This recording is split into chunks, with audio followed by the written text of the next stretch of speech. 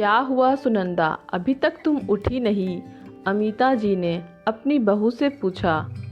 हाँ माँ जी, तबीयत खराब है, सिर भी दर्द दे रहा है, उठने की हिम्मत नहीं हो रही है। यह सारे बहाने अपने मायके में दिखाया करो, यहाँ यह सब नाटक करने की ज़रूरत नहीं है। अपने मन से नहीं लगता तुम्हें? बेटी दामाद घर आए हुए हैं, तुम तबीयत खराब का बहाना बनाकर आराम कर रही हो। चलो उठो, जल्दी से दवाई खाओ और काम पर लगो। सुनंदा को डांटते हुए अमिता जी ने कहा। अमिता जी के पीछे उनके दामाद बाबू विशाल जी खड़े थे। सारा नज़ारा अपनी आंखों से देख चुके थे और कान से सारी बातें सुन चुके थे। अपनी सासू माँ का सुनंदा भाभी के प्रति यह व्यवहार शायद उन्हें कभी सपने में भी नहीं सोचा था। बहुत इज्जत करते थे विशाल जी अमिता जी और सुनंदा भाभी की, पर आज ना चाहते हुए भी वह चुप ना रह सके। माँ जी, आप यह भूल रही हैं कि आपकी बेटी भी हमारे घर की बहू है। मेरे सामने आप भाभी जी के साथ इतनी कठोरता के साथ व्यवहार कर रही हैं। ज़रा अपनी बेटी लता से पूछिए, जरा सी छींक आने पर भी मेरी माँ कैसे उसको प्यार से पूछती है कि तुम्हारी तबीयत खराब तो नहीं? छोड़ दो काम, जाओ आराम करो। या बहुओं को आराम करने का हक सिर्फ मायके में ही होता है, ससुराल में नहीं? यहाँ तो सुनंदा भाभी बीमार पड़ी है और आप उनसे काम कराने के लिए कह रही हैं। क्या एक बहू के लिए इतनी कठोर भावनाएं हो जाती हैं? बच्चे हो या बड़े, सभी को प्यार की ज़रूरत होती है। ऐसे समय में अगर आप सुनंदा भाभी के सर पर हाथ भी फेर देती तो उन्हें आराम मिल जाता, पर आपकी बातों से तो शायद उनकी आत्मा भी छलनी हो गई होगी। चलो लता, अभी के अभी अब मैं इस घर में एक पल भी नहीं ठहर सकता जहाँ लोगों के दिलों में इंसानियत और मानवता नहीं है। इस घर में मेरे लिए रुकना एक सजा के समान है। आज अपने ही दामाद के सामने असली चेहरा आ गया था।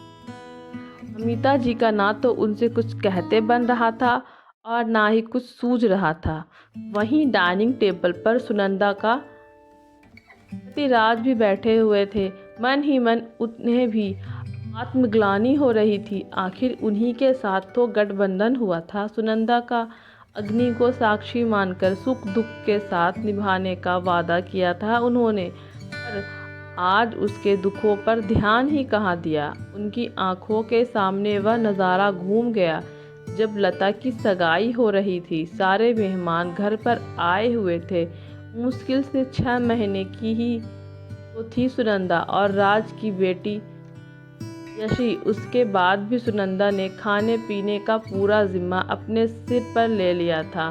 20-25 लोगों का खाना बनाना आसान ना था, लेकिन मजाल है कि सुनंदा के चेहरे पर सिकन भी आई हो। लता के ससुराल वालों की नज़रों में सुनंदा एक जिम्मेदार बहू की छवि बन गई थी। विशाल जी ने भी सब कुछ अपनी आंखों से देखा था, इसीलिए आज अमिता जी का सुनंदा भाभी के लिए इस तरह से बोलना विशाल जी सहन नहीं कर पाए। जहां आज सुनंदा के लिए राज को बोलना चाहिए था, वहां विशाल जी ने आवाज़ उठाई। विशाल को रोकते हुए राज ने कहा, रुक जाइए विशाल जी, आज आपकी एक आवाज़ ने मुझे मेरी गलतियों का एहसास दिला दिया। सबसे बड़ी गलती तो मेरी है जो मैं ही अपनी पत्नी को आज तक उपेक्षित करता रहा। शायद हम पुरुषों की ही यही मानसिकता होती है कि बहू सिर्फ परिवार वालों की सेवा के लिए ही होती है, उनके दुख से हमें क्या वास्ता। आज से और अभी से आपके सामने मैं यह वादा करता हूँ कि अपनी पत्नी के सुख और दुख दोनों में मेरी बराबर की साझेदारी होगी। आप इस तरह नाराज़ होकर मत जाइए।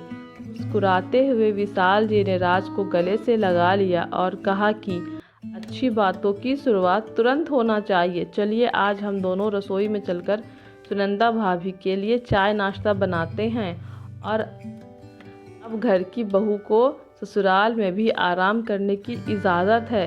क्यों साले साहब, सही कहा ना मैंने?